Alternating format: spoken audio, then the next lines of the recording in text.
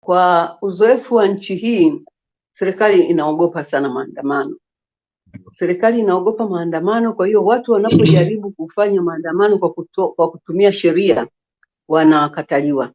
Na wakikataliwa, wakijaribu kwa mfano kama tarehe 29 watu walijaribu kufanya maandamano kwa nguvu, yani kwa kulazimisha. Matokeo yake tuliona watu waliuawa kabisa, kuuawa. Hiyo sasa imeendelea kutisha watu sana, ndio maana hata yaliposemekana kwamba tarehe 9 Disemba patakuwa na maandamano, waliotoka ni askari wenyewe, raia hawakutoka, kwa sababu raia nadhani hawako tayari tena kuona mambo ambayo ni ya kisiasa, ya kijamii, kwa ajili yetu wote, watu wengine wanakufa. Kwa hiyo naona ndio maana tarehe 9 hakuna mtu aliyejaribu kutoka, kwa sababu serikali ilijidhatiti wiki moja kabla.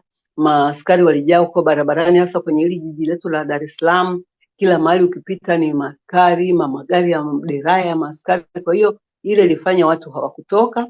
Kwa hiyo kwa maandamano, mimi nadhani ingekuwa ndio njia ya kuweza kushinikiza, kwa sababu kama kuongea tumeongea, kama kukutana tumekutana, kama wanapoita dialogue zimefanyika, lakini haijawezekana.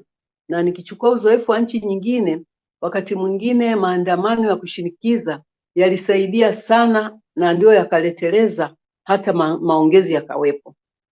Hapa kwetu kunaonekana kuna ugumu wa watu baada ya kujaribu kuandamana na watu kuumizwa na kuuawa, sio kuumizwa tu, watu wengi wamekufa.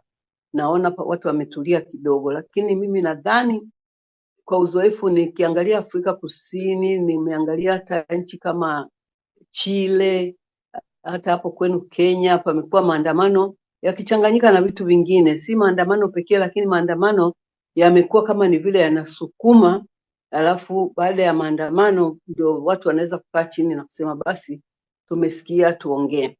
Nadhani ni njia mojawapo, ingawa sasa inapokuwa na ugumu kama hii hapa kwetu, inabidi pia kutafuta njia mbadala.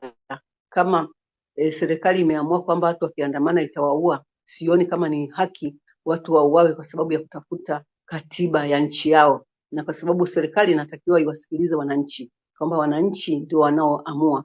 Ndio maana ya demokrasia. Demokrasia ni wale watu na sio utawala pekee.